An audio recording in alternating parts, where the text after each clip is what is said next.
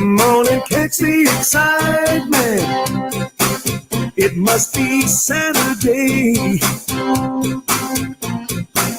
Hey Colonel, hey Colonel, hey Colonel football. Coach Opie's here and it's a brand new year. Hey Colonel, hey Colonel, hey Colonel football. Come on people, we wanna hear you cheer. It's the excitement. The tradition is clear. We're in Roy Kent Stadium, and we have no fear. Hey Colonel, hey Colonel, hey Colonel football. Coach Opie's here and it's a brand new year. Hey Colonel, hey Colonel, hey Colonel football. Come on people, we wanna hear you cheer. Hey Colonel, hey Colonel, hey Colonel football. Coach Opie's here and it's a brand new year. Hey Colonel, hey Colonel, hey Colonel football. Come on people, we wanna hear you cheer. It's the excitement. The tradition is clear. We're in Roy Kent Stadium, and we have no fear. Hey Colonel, hey Colonel, hey Colonel football. Coach Opie's here and it's a brand new year. Hey Colonel, hey Colonel, hey Colonel football. Come on people, we wanna hear you cheer. Hey Colonel, hey Colonel, hey Colonel football. Hey Colonel, hey Colonel, hey Colonel football. Hey Colonel, hey Colonel, hey Colonel football. Colonel football. Hey Colonel, hey Colonel, hey Colonel football. Hey Colonel, hey Colonel, hey Colonel football. Catch the excitement.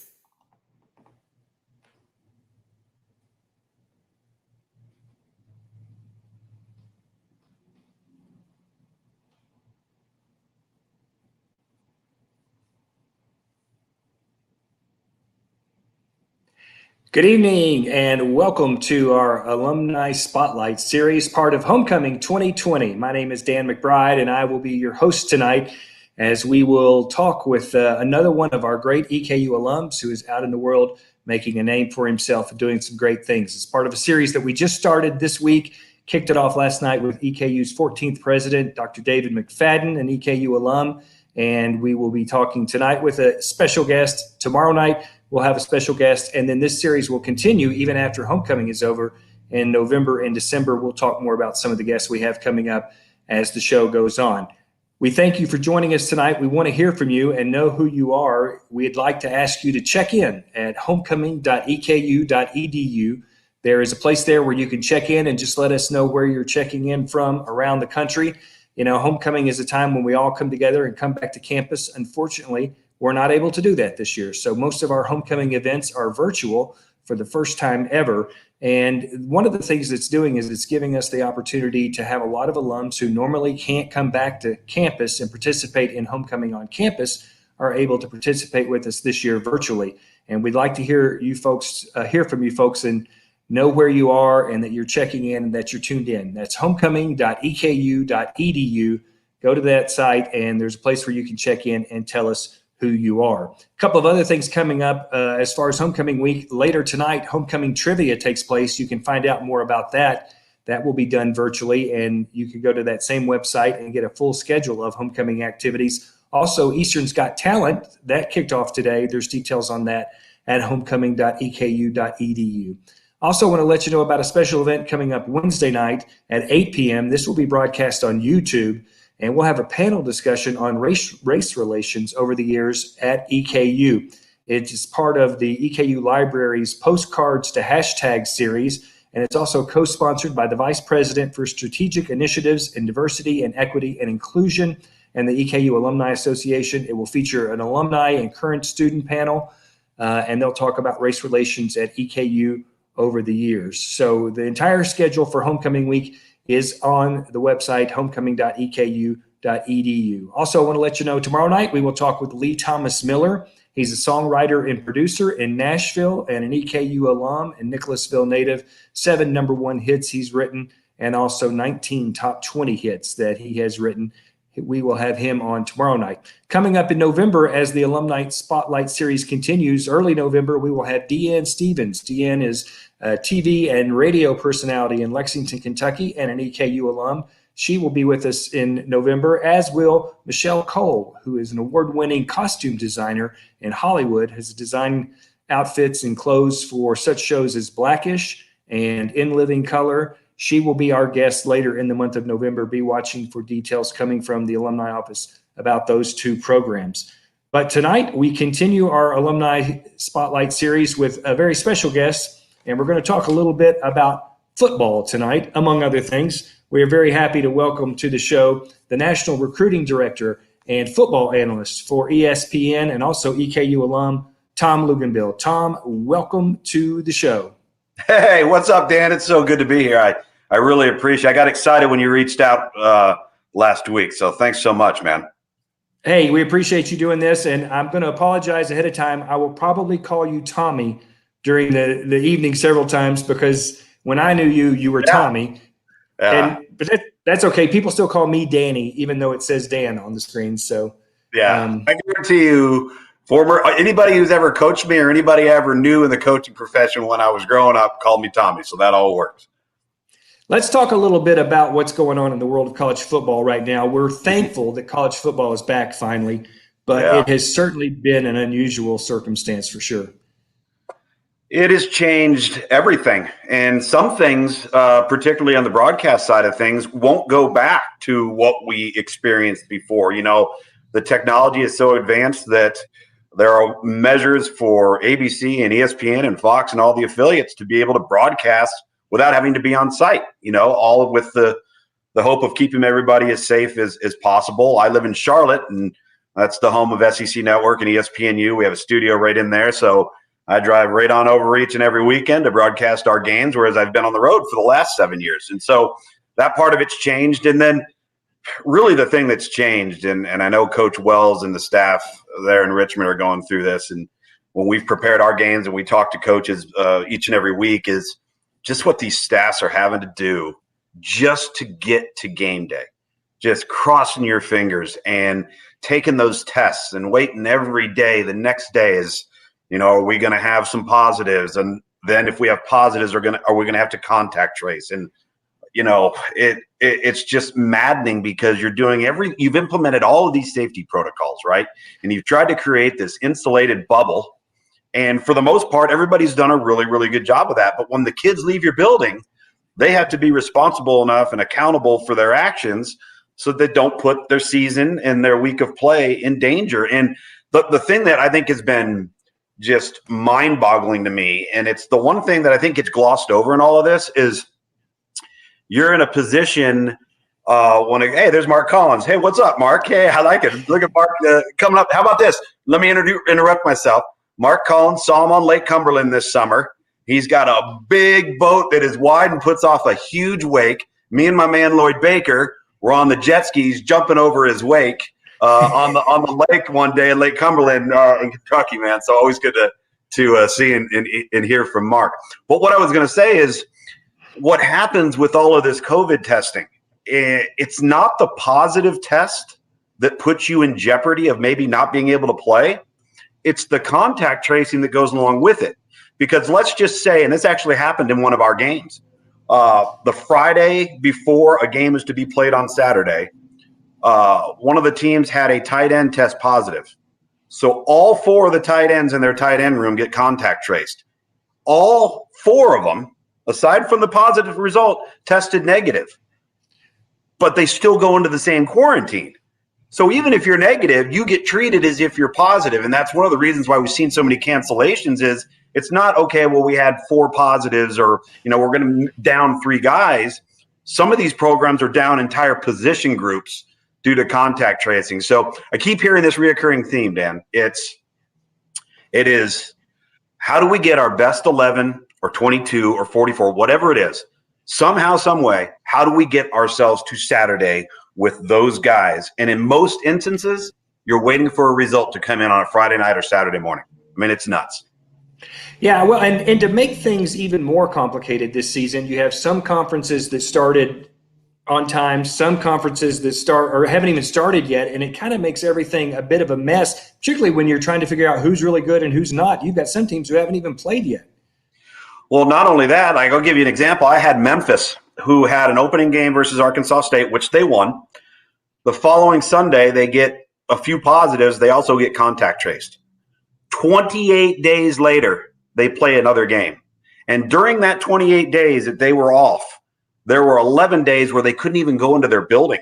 They couldn't go in for academic support services. They couldn't go in for their meals. They couldn't go in for training, couldn't go in for treatment, none of that. And so not every team's created equal every single week. So depending on the team that you're able to put on the field on that given week, you may have distinct advantages or maybe have distinct disadvantages. And you make a really good point because we're about to embark on, the Big Ten and the Pac-12. And we've already seen how many cancellations and postponements that we've had across college football. And then the Big Ten comes out and says, okay, well, we're going to play 8 straight weeks with no makeup dates. Oh, and by the way, we're going to add another week onto the quarantine. Well, how in the world are they expecting their teams to meet these protocols? There's no way. There's no way they're going to be able to pull that off. It looks great. Sounds good on paper, but something tells me that somebody in the Big Ten is waiting for that moment 2 months from now to say, see, we told you so, we shouldn't have played, because they've made the parameters almost impossible for the teams to meet. Yeah, well, not having an open date is crazy, and I think that's one of the things a lot of schools did, and I thought we did it at Eastern, and it was really smart, is putting some open dates in there so you got some flexibility with the schedule, or you get some time off for recovery, and you've got a window there that you can at least work in. Listen, I tweeted about that when it looked like the OVC wasn't playing. You guys didn't know what you guys were going to do. Talked to an administrator, and after that conversation, 10 days later, you guys have 8 games booked. I mean, it was unbelievable. The work that went in, whether it was the AD, the administration, where you guys basically said, hey, listen, we got to get on the field and play. We can't sustain not playing. And so regardless of what the results are, getting those kids on the field, having the experience, getting better. It's a new staff. I really feel for a lot of the changeover staffs that came in during a time where you're supposed to use that winter and spring and summer conditioning and weights and all those times to figure out who you are. And then all of a sudden you're doing that on a Zoom call instead of doing it face-to-face and interacting. And I just think that makes the transition all the more difficult. All right, we'll talk some more about the current state of college football, but I want to bounce around a little bit. Let's go back to after you leave EKU, and I want to talk a little bit about some of your experiences between EKU and where you are now, because you continued to play some after you left Eastern, right? Yeah, I did. I knew what I wanted to do. I wanted to get into coaching. I really enjoyed player personnel. At that time, when I wanted to get into coaching, it was probably far more important to get a master's degree than maybe it is now. Because depending on the level that you wanted to coach, and guys like, Jim Tenera and some of the guys, Jack Ice, some of those guys will remember, they used to have to teach. Well, you couldn't teach without a master's degree. So I wanted to make sure that whether it was at the Division II level or at that time the 1AA, now FCS level, or wherever it was, that I had the credentials to be able to get a job. I didn't want to lock myself out of the job. So what I did is I went and played in the Arena Football League, took the money that I made from the Arena Football League, paid for grad school, and then I would go work in player personnel in NFL Europe to kind of get my feet wet and kind of get a step in the right direction, because I didn't know how long playing was going to last. I played 2 years, probably could have played a couple more, but my goal wasn't to play 10 years in the Arena Football League. It was to pay for my postgraduate degree and then figure out where to go from there. And so that part of it actually worked out really, really well. Was it, your dad was a coach. You you were around football your whole life. Was that the big influence on why you wanted to get into coaching? Yeah, it's all I ever knew. And I think one of the things that's so important, and I have a son that's going into 9th grade, and he just started playing football in the 7th grade, so he's pretty new to it. But the reason why I loved the game is it was never forced upon me. I never felt pressure to play football. If I wanted to play the flute, go play the flute. If I wanted to, go run track, go run track. but I had all of these opportunities afforded to me that most young kids don't have. Most young kids aren't in a meeting room where Sean Payton's running the meeting and Marshall Faulk's sitting next to you. I had those experiences, so I was athletic as a kid. So I naturally gravitated towards sports, and I played more than just football. But then when it became apparent that football was really what I wanted to do, then it was, all right, well, why don't you come to training camp and stay with the dorm with the guys? We'll let you throw individual drills. This was I was in, 8th or 9th grade. And so loving the game was the easy part because I didn't feel pressure like I had to. And I'm really trying to take that same, and again, I cover recruiting. I see all the madness that surrounds it. I see all the internet nonsense. And I'm really just trying to steer away from that and just say, go love the game, go have fun, work to be good at it. If something happens for you, great. If it doesn't, you're going to have a great high school experience, and then let the chips fall where they may. And I really feel like I probably wouldn't have had the passion for the game had I felt like it was something I had to do because it was something that was in our family lineage. Well, you coached at NFL Europe, you coached in the Arena League again for a while, but eventually you moved out of coaching. So how did that change come about? Hey, don't forget about the one and only XFL championship, okay? Come on, Jack.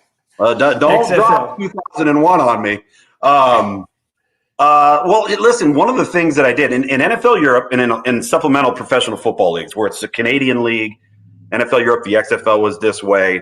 The coaches are all responsible for the personnel and the player evaluation. You don't have player personnel evaluation departments. So you're doing that an entire off season to build what your roster is going to be during the season. And I really had a passion for that. And I had a coach tell me one time, coach was very successful, coach for a long time in the NFL. And he said, listen, man, he goes, if you can live without football, then go do something else. If you can live without it, because it will bring a ton of heartache. It's going to bring some pain. It's going to bring some misery. It's going to be a lot of fun, but there's a lot of downside to it too. But if you cannot live without it, then you have to do it because you won't be happy doing anything else. And when I had to make the decision, I didn't have to make the decision, but I was the head coach at Detroit in the Arena Football League, and our franchise folded, and I didn't see it coming. So franchise folds. I had been working in personnel a little bit, supplementing, because I had worked with the Dallas Cowboys briefly and had gotten involved in some player personnel things there. And so here I am, lasting out a contract. My wife's pregnant. We're getting ready to have a baby. And for the first time in my coaching career at that time, and it was short, but I got in early, all the jobs that I had were all elevations. I was very fortunate. I hadn't been fired. We hadn't performed poorly. So I'd only seen the good side of things.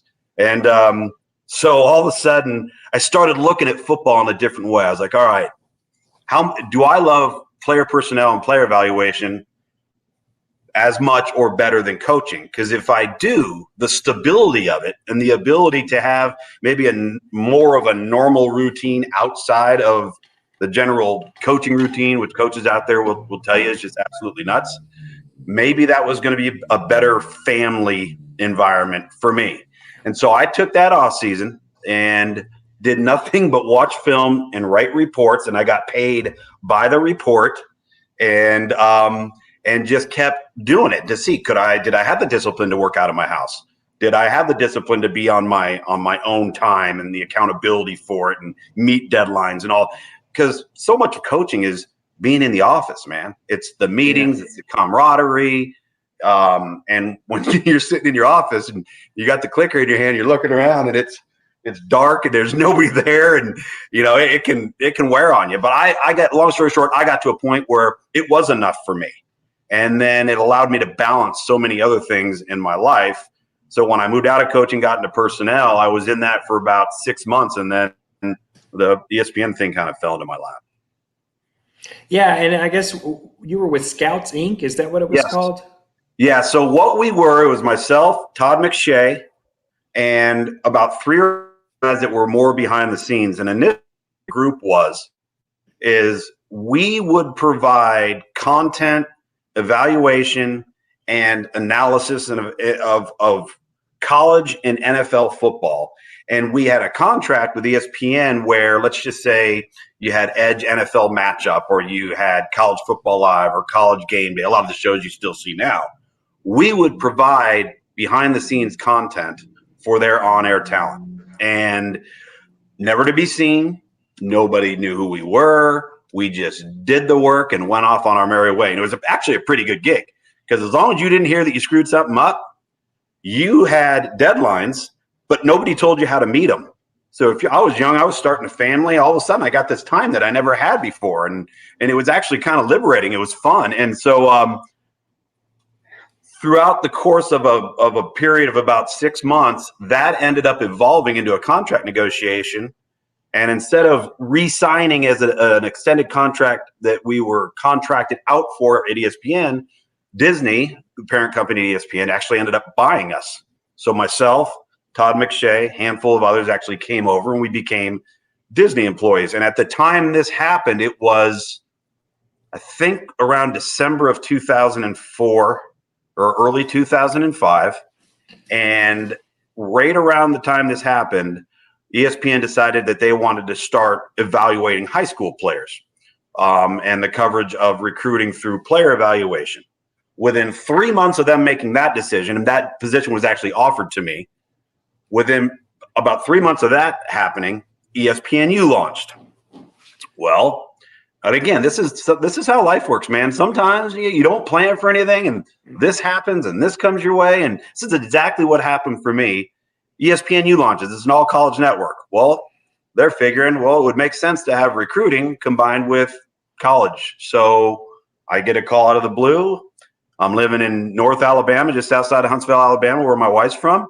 And hey, Tom, have you ever done television? I'm like, well, I've done coaches shows and radio shows and all this and that. And they're like, well, we want you to come to Charlotte and try out a few things. So long story short, 15 years later, here I am broadcasting college football, still covering the player evaluation on the recruiting side. Been to just about every venue you can be in major college football, done just about every show or type of show you can do. I mean, it's been a remarkable run in a career that I had zero intention of entering into, or for the most part, even knew really existed outside of my own little bubble, what I was doing professionally. Yeah, I always ask that question is, at what point did you know you wanted to do this? But being on TV and doing some of the stuff, I mean, that's something I guess that just happened more than something you knew you wanted to do. Yeah, fortunately, I didn't screw it up. They put me in front of a camera on live TV without any notice, and that red light went on. And I guess I didn't freeze, so they asked me to come back the next week. So I guess I did all right then, and they asked me to come back the week after that. I think so much of it, Dan, for me, and I tell this to my son now, I tell it to actually anybody that will listen, especially if you are an undergrad. People have got to become comfortable being uncomfortable. And what makes people most uncomfortable is speaking in front of public audiences, whether it's 200 people in an auditorium, 1,000 people, or 90 million people on the other side of that red light. I never had an issue being able to communicate or being able to think on my feet, or I've found that I have a good memory. I don't have to have a bunch of stuff in front of me. Once I prepare and know what I'm going with, if something takes a hard left or a hard right, those are the types of things that I found that I was able to do. I didn't know I would be able to do those types of things until it actually happened, because I'm serious when I say I knew nothing of television. You know, you're mic'd up. You got all these wires hooked to you, right? So you got the one in your ear, and then you got your mic, and people are always jabbing in your ear while you're trying to talk and create analysis and content. And, you know, they're giving you all of these cues about when we're going to break and when we need to wrap up. And, you know, you got a screen coming on. But, well, I didn't know any of this lingo. And we're on live TV. So I think they almost did it to me just to see what I would do. And it was probably the best thing that ever happened to me. But really, from a television perspective, I can tell you why right now. This is a profession that is made up of former stars, okay? Guys with Super Bowl rings, guys with national championship rings. This isn't always a profession where it's about who's the most talented broadcaster. So for me, I knew that I didn't come from that particular. Yeah, okay, I'd played major college football. People maybe have heard of me some point along the line, but now that was 25 years ago. I knew that I had to really work at the craft. I had to give the employer, our employer, the same employer to this day, a reason to keep me around. And that was to be a good on-air broadcaster. That's number one. Number two, in order to become that type of broadcaster, I needed to say yes to every single thing they asked me to do. Hey, could you go over here and be the reporter at a 7-on-7 tournament? Yeah, I'll do that. All right. I may not know how to do it, but yeah, I'll do it, because I wanted to get it on film and I wanted to see, okay, what was that side of it like? And then it was, hey, do you think you could serve as the host for this show, but then kind of also be a host and an analyst? I'm like, all right, well, I'll try to do that. So now I had to learn how to come on air. I had to learn how to get out of, go to break, get out of break. I had to learn how to read promos and bulletins and all these different things that were so foreign to me, but I just kept saying yes. I just kept saying yes. So that's kind of been my path to 2020, if you will. Well, and you've been in the position for 15 years, so obviously you have done it well and done it right. I want to jump around again, and we'll come back to your ESPN time, but let's come back to your college days and start with, first of all, you won a junior college national championship. You go to Georgia Tech, you're the ACC Rookie of the Year, and then you end up at Eastern Kentucky University. Yeah. And I've heard it before. You said it earlier this summer in a podcast, but you would trade it all to have been able to play your whole time at EKU. There's no doubt. I mean, I had a very interesting career as a player because I was a late bloomer coming out of high school. I was about 5'10 and a half, 5'11", about 150 pounds, soaking wet. I was a really good athlete. I played a bunch of different positions. Even schools at the lower levels didn't really know what to recruit me at. And I really wanted to play quarterback. I was a good student. Academic qualification wasn't an issue. So between my senior year and my freshman year in junior college, I grew about 1.5 inches. I gained about 10 pounds. And I end up, fortunately, right down the road, had what at the time was the most prominent junior college program in the country, Palomar College in San Diego.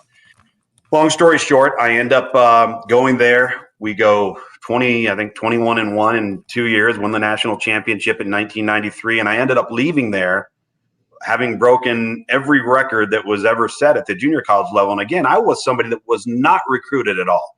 So I wanted to prove I could play quarterback. And in the process of doing that, I ended up being so much more widely recruited than I ever thought I would have. So I end up going to Georgia Tech, and this is going to sound crazy because this would never happen in this day and age, but they had a returning starting quarterback already. And I went there anyway. Now, a lot of the reason why I went there is I did look at the academic side a little bit because that's important. The head coach at the time, Bill Lewis, was the head coach at Wyoming back in 1978 when my dad was the defensive coordinator for Wyoming. So there was a connection there where I had known Coach Lewis. So fast forward to Georgia Tech, season does not go well. Unbelievable learning experience because I tell you right now, I learned a heck of a lot more in that one season than I did the previous two. And then you have a coaching change. They start shifting to more of an option-based scheme. So it was a mutual parting of ways that was best for both involved. And so I never redshirted. So I had a redshirt year. And under those rules then, if you were going to transfer from 1A to 1A, you had to sit out a year. And I could have done that. But of all people, Jim Tenera's twin brother, Al Tenera, is a longtime family friend, as in I've known him since I was born. He was the best man at my parents' wedding. And he calls me up. He goes, you got to look at EKU. You got to look at Eastern. And then I start looking into it. I'm like, wait a minute. I said, the guy that's coaching there has his name on the stadium. And not only is he still alive, he's still coaching there. So I was like, all right, this is kind of interesting. I started, and long story short, that's how I ended up at Eastern. And then, I was one of those guys. I mean, I look back on it now, and I never really thought about it much since we've been having this conversation. But I transferred to junior. I went to junior college to prove myself. Transferred to a school that had a returning starting quarterback. Then I transferred to Eastern, and Greg Couch is there, man, and it's his turn. John Sacca was there the year before me. So for 2 years in a row, man. And listen, I get it. We're all competitors, and so I just kind of felt like I just kept chugging along and trying to compete. And I will say this though, man, you get to do a lot of fun things as a college football player. You just do. There's so much fun involved in it. And I remember when I got there in the summer of '95, and there was just a few people there in summer school. People were around. So Diallo Burks was one of them, who I later coached in the Arena League and coached against in the XFL. Bobby Washington was one of them. I actually coached him on one of my teams in the Arena League. Danny Thomas as well. So all these guys are kind of there. We're just kind of throwing the ball around. And I can't remember who I asked, but I said, hey guys, when we go on road trips, where do we fly out of? They looked at me. They're like, fly? I'm like, yeah, to the road games. We don't fly. We ride a bus. I was like, what? I said, Doug Carter never told me that on my official visit, which, by the way, I never saw the weight room either. Let me tell you, as far as I was concerned on my visit, that thing didn't exist. And that was probably fine with me, but it is hilarious. You make sure you don't show anybody that weight room that was underneath Roy Kidd Stadium, the Jack Eisen sweat house. And so, long story short, real quick, Lloyd Baker was the best man at my wedding. My son's middle name is Baker, after Lloyd Baker. Matt Childress is in my wedding. I routinely see guys like Mark Collins, Joel Woods. Like I said, I've coached and stayed in contact with a lot of people that I played with. And it's just been a special place, man. It always will be. And first of all, I think it's important that we have a much better weight room now. Oh, I know. I've seen it. It's one of the first places we take recruits these days. And look, there's some pictures of. Look, those black and white Reeboks. Oh yeah, that's a good look. I'll never forget that. I'm looking at that. That might be Murray, and we lost to Murray for the OVC championship at Murray. And I ended up breaking my wrist and getting staph infection in my forearm, and I cracked my nose. And I remember walking to the bus looking like a wrapped up mummy, and I had a tampon hanging out of my nostril, and I had a goatee going into the game. And I remember on our walkthrough on Friday, we're walking out to the field, and Coach Kidd goes, Tommy, that don't make you look any better looking. Well, you guys you went 7-1 in the conference, 9-2 overall that year. Yeah. And you had you threw for over 1,600 yards. You had a good season. We won't talk about the playoffs, but it was a good year. It was a good year. And listen, as far as good years are concerned, when I got there, understand, I was fully aware of the place that this program was in the big picture of college football. I knew where Coach Kidd stood in all-time wins. I knew, just growing up the son of a coach, how rare it was to have members of your coaching staff there for 20 years, 15 years, 17 years. That was just I had such a healthy respect for that. And so when you go on the road and you get beat the way we did in our opener, or the year before I was there and they lose the heartbreaker to Youngstown State, or you hear people talk stories about Ernie Thompson and some of these guys on those late 80s, early 90s teams, and what the expectation level was to perform, and the disappointment level when it didn't happen was you look around a locker room and you realize how much people cared about that place. Yeah, and that's one thing that hasn't changed. We do want to get to some of the questions from some of the folks viewing, and the first one here comes in from Sean Sinkhorn, who's a former equipment manager with Coach Kidd, and you just told one, but maybe you can come up with another one, another Coach Kidd story that you remember from your days at EKU. Well, I always tell the one that didn't happen when I was there. It's actually a great story that Jim Tenera tells, so I'm going to out him, where Coach Kidd kicked the 55-gallon trash can that was filled up with cement so nobody would steal it, and he didn't realize it had cement in it, and he kicked it. And when Coach Kidd used to get upset, he would have that high-pitched squeal, and he's jumping up and down, and he's holding his foot, and he's yelling to Jack Eisen in the other side of the locker room, Jack, say something too, I broke my foot. And he's hobbling up and down on one foot. That was always a classic. He had, what's interesting, at that time, Western Kentucky was terrible. They were awful. He didn't like Jack Harbaugh. You could tell that. He didn't like Boots Donnelly either. So those weeks I remember were always pretty salty. But it's what's so interesting about those days is campus life is so different, and I'll tell you why. The moment the NCAA eliminated athletic dorms was, number one of the biggest mistakes I think they ever made, because I also think it's also led to a lot of the off the field incidents and issues now have, because everybody's everywhere. When you had them all together, whatever trouble they were getting in, it was self-contained. But I think that camaraderie, very much like the bus rides, was something that was important. It was really, really important. And I used to hear stories from guys like Matt Childress and Joel Wood, some of these guys, about stuff they were doing in those dorms that Coach Kidd would end up hearing about, and then they all get called up after practice, and he'd be telling them, about what he heard, about what they'd been doing, and everybody trying to act like they hadn't done nothing, and just your general mischief that you don't experience as much because everybody's under such a microscope now. I mean, we all joke about it as former players. What in the world would we have done if there was camera phones, man? I mean, are you kidding me? I hate to even think about it. By the way, ironically, at Coach Kidd's retirement dinner, there were two head coaches that were there. Boots Donnelly and Jack Harbaugh were the two guys who came to his retirement dinner.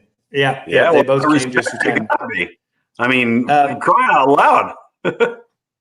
Now, I know because you're all usually working on game days, you don't always get to see our games, but we did have a question here from Mason that wanted to know what your thoughts were on the game this past week. Did you get a chance to see any of it or hear about it? I did, and I always try to catch up on a lot of it. And actually, my game this last weekend got canceled because of COVID. I had Cincinnati, and they ended up not being able to play. So at last minute, I'm driving to the airport and get told to go home. So I actually got to tune into a little bit of it. I think the thing that impressed me is you have this roller coaster of a season, right? You have all of these teams that you're not familiar with, okay? And they may just pop up on the schedule. Oh, we're going to play them, and we're going to play them. And then you already have all of these other things going on around you that are the distractions. How do you deal with them? How do you block all that out? Now you've got foreign teams. You don't know if you're going to have your best roster on the field on any given day. And then you play the teams that you're quote unquote not supposed to beat. Well, what's the easy thing to do? The easy thing is to go out there and get your butt beat and not play very good. What I was impressed with is how the kids played and how they competed. I think that's when Coach Wells, and I think any coaching staff, when they turn on the tape, man, they're looking at that screen and they're seeing who's flying into the screen and who's flying out of the screen, and you're coaching effort and you're evaluating effort, and because those things take no talent. And that's what I saw. I saw a team that was competing and coming along. I just feel bad, not just for Eastern, but as I said earlier, all teams that didn't have, when you have a coaching change or you didn't have that vital 6 to 8 months before you head into the season that you really need to have to be at your best. And is that an excuse? Yeah, it probably is. It applies to a lot of teams. But I think at this point of the season, Eastern's had, and I had let Walt Wells know because I saw that quarterback at Houston Baptist, and I was like, uh-oh. I was like, that dude's pretty good, man. And I had texted him. I said, man, you better watch out for that QB. He's a dude. So, yeah, it's been an up and down deal, and I get it. But I think when you get to this point of the season and you're playing a team like a Troy, if your team doesn't fold their chair, I think it's a great indication. Well, and for those of us who have watched every game this season, there's a clear improvement from the Marshall game to what we saw. I mean, being ahead of Troy in the last minute, I mean, we obviously have gotten better as the season has gone. No doubt. No doubt. In fact, I got West Virginia this week, so I'll be watching the Eastern game probably here tomorrow. The best prospect coming out of EKU when you were here or during your time? Jason Dunn, Tyrone Hobson, Noah Spence. That's just off the top of my head without knowing that question was going to be asked. I know I'm probably missing somebody. I know the quarterback at Green Bay has been a lot of fun to see him develop and come along. And I say that, I mean, we had Noah Spence in the Under Armour game, which we run at ESPN when he was coming out of high school. And I remember Dean calling me and we were talking about it when Urban called him saying, hey, listen, this guy's a good kid. You need to take a look at him. And he ended up being a really good player. Yeah, there's another one, Jeremiah Bell. Jeremiah Bell, that's another one. That was a put me on the spot question, man. See, that's why you got to think on your feet, Dan. All right, talking about putting you on the spot, John Davis wants to know, what teams do you think will be in this year's college playoff? Oh man. Well, if we're to assume that the Big Ten plays all their games and the Pac-12 plays all their games, I think you're going to be looking at an Ohio State, Alabama, Clemson, and I think there's a very good chance you could either have a second team out of the SEC or possibly Notre Dame. That's how I would envision. Yeah. Yeah, and I think that's what, if you'd asked me the same question, that's what I would have said, and I don't know half as much as you. But and we don't know what's going to happen with Ohio State because we haven't seen them play yet. But clearly, Clemson and Alabama are their same old selves. Yeah. Well, it's interesting. If you look at the common denominators of the dominant teams in college football, it starts from the inside out. It's O-line, D-line, quarterback, and then you work your way out from there. And then those teams that have those big, tall, long corners, they have advantages, and so whether it's been Ohio State, whether it's been Clemson, whether it's been Alabama, whether it was LSU last year, Auburn's had some of this, Georgia's developed, and Florida's developed into some of this. That's the common denominator amongst all of them. And then when you look at where that is lacking with teams in college football, it's the teams that have maybe gotten to the college football playoff but can't win the playoff game. Whether it was Washington out of the Pac-12, whether it was Oklahoma out of the Big 12. When you start playing those teams that can get you off schedule and disrupt you and beat you up front, it changes things. Talking a little bit again about your ESPN duties now, what's your favorite part of the job? What do you enjoy the most? It's really unique for me, and it kind of runs in cycles. So if I were to break my job down into 2 6-month cycles, let's start from August 1st to, let's just say, the second signing day in February.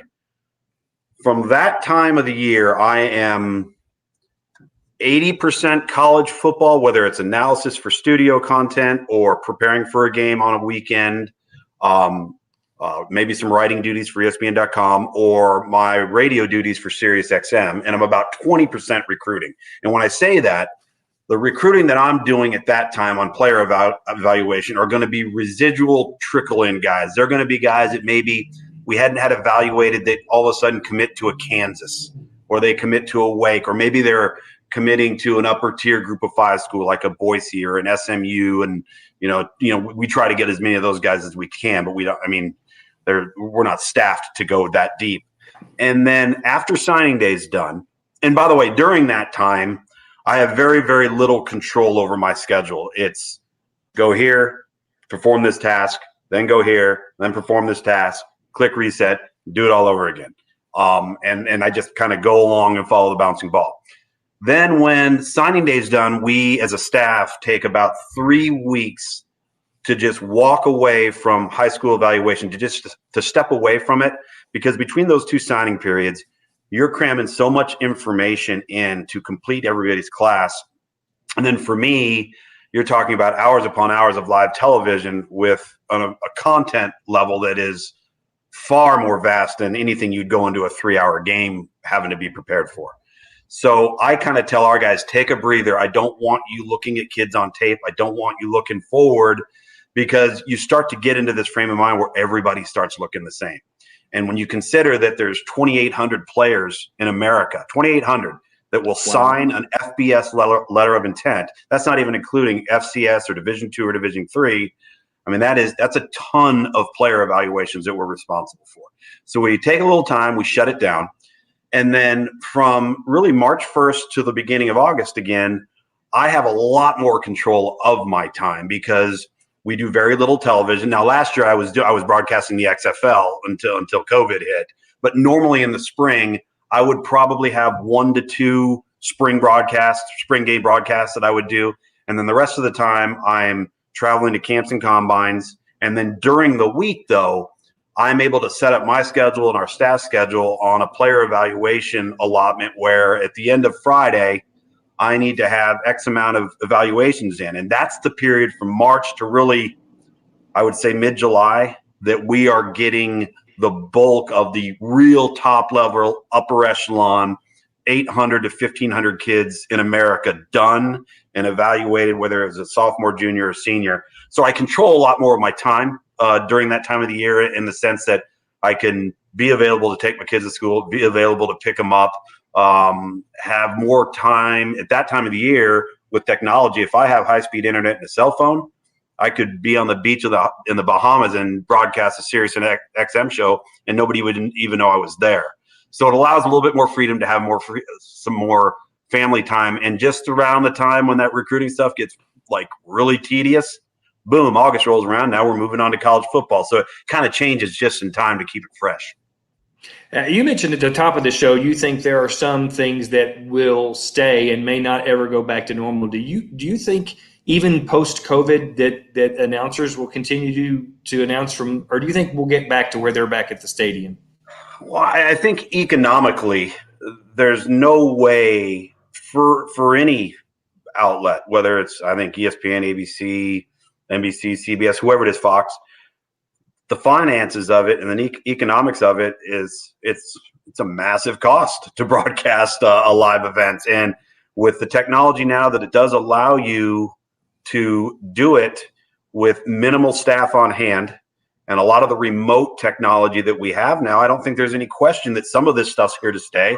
It kind of has to be, just from an economical, practical standpoint. And so to give people an idea, I've been on the road for the last 7 years as a field analyst, and then I've done a lot of games in the booth as well. But because I live in Charlotte, I was pulled off the road to broadcast games on ESPN and ESPN2 out of Charlotte. So essentially, instead of going on site, being around game day, going up in your booth, and you have your spotter and your stats guy and all that stuff with you, we don't have any of that. I call it the broom closet broadcast. We're in there. We've got a bunch of monitors that give us a bunch of different angles. We are about 8 feet apart from each other. We don't have our spotter. We don't have our stats guy, so that part's a little bit unique. We're on about a 2-second delay, so that can have somewhat of an impact. It's not, you get used to it. If it was a 5-second delay, it would be a problem. But it is what it is. You kind of deal with the sterile environment and make the most of it and focus on the game.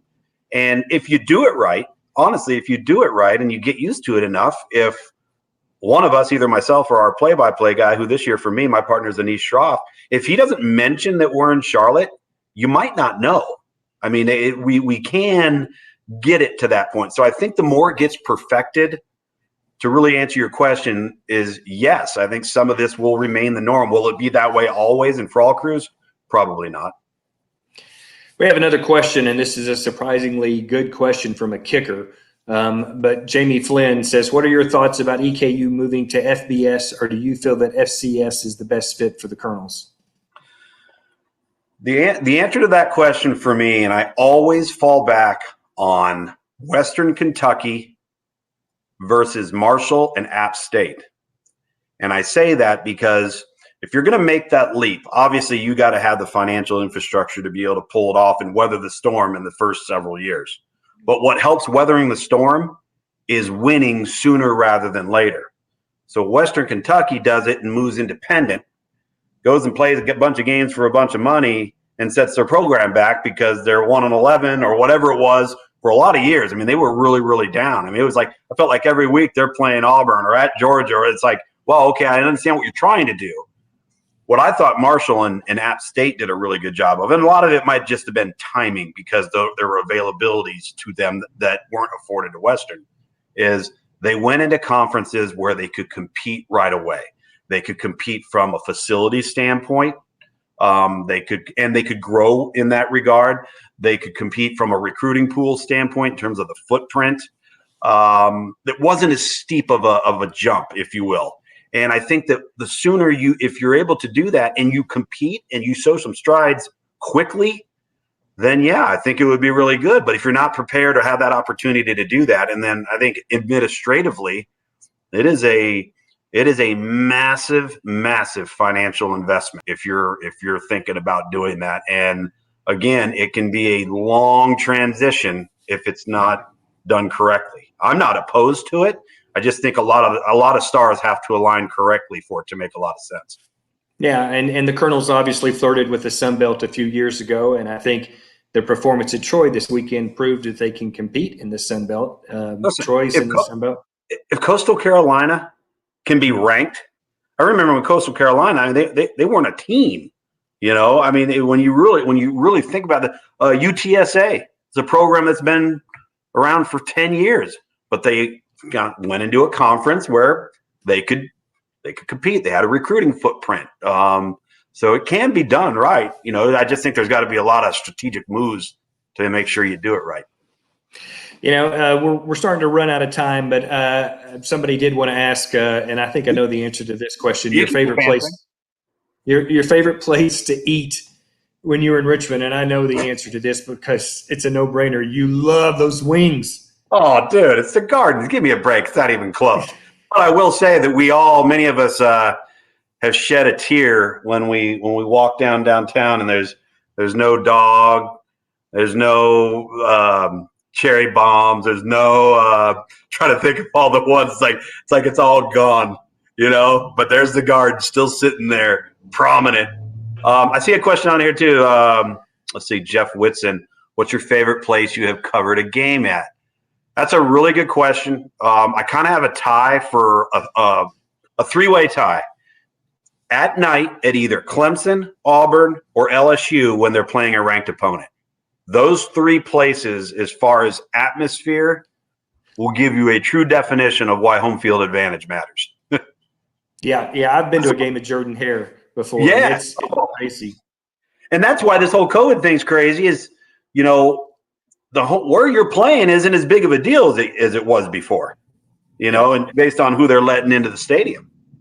Yeah, well, and I think about even our game last weekend at Troy. We're making that last drive down the field to score the go-ahead touchdown. If that stadium is packed, that's a lot more difficult than it was on this Saturday. Oh, yeah. Communications, snap count, it's just another distraction that's now kind of been taking the air out of the balloon a little bit. Yeah. Well, Tom, we appreciate you being with us tonight. It's been a lot of fun, and I know the folks who've tuned in have enjoyed hearing your memories and your thoughts. Just give you a minute to say a final thought about your days at EKU and the memories that you have. Yeah, I wish there were more of them, honest to God. I mean, I think that's the one thing that stands out. And then just, one of the things that's neat is Facebook, where I'll see Tony McCombs on there doing something. And like I said, Bobby Washington or, you just kind of keep up with people that way sometimes. But the only downside of my job, seriously, is I can't ever get away in the fall. So I don't get, I've come and visited in the spring a few times. I visited Dean and Coach Elder, and I don't ever get a chance to do that in the fall. That's kind of a bummer. Yeah, we remember that a couple of years ago you were doing a game up at UK, and you got a chance to come down for Dean's. In the spring, I did their spring game. That's exactly right. Yep, I went right over and saw Steve at the Gardens. Yeah. Well, the Gardens is still going. You'll be happy to know. I know. All right, Tom, we'll let you go. Thanks for being with us tonight. We look forward to seeing more of you on ESPN, and maybe someday we'll get you back for a game. Awesome, man. Really appreciate you having me. This was enjoyable. All right. Thank you very much. Tom Luginbill, ESPN, and the National Recruiting Director and football analyst. We certainly appreciate him for his time tonight. Again, I want to remind you that we'll be back tomorrow night with another edition. And if you don't know Lee Thomas Miller, you're going to want to tune in tomorrow night. He is a accomplished songwriter and producer in Nashville, 7 #1 country hits, 19 top 20 hits. We'll be on at 7 o'clock tomorrow night talking with Lee Thomas Miller. I also want to remind you, Wednesday night, we will have the discussion on race relations at EKU over the decades. That will be on YouTube at 8 o'clock on Wednesday night. And I also want to remind you, if you like EKU trivia, there's trivia coming up a little bit just shortly from now at 8 o'clock. Visit the homecoming webpage, homecoming.eku.edu, and you can get the entire homecoming schedule and find out how you can go in and play EKU trivia tonight. Again, thank you for tuning in. We will be back tomorrow night. Special thanks to Alex Hanovan and Steve Greenwell behind the scenes. They are the ones making everything happen. They are pulling all the strings and pushing the right buttons so that we have a smooth show. So for Tom Luginbill, I'm Dan McBride. Again, thanks for tuning in, and we will see you tomorrow night with Lee Thomas Miller. So long.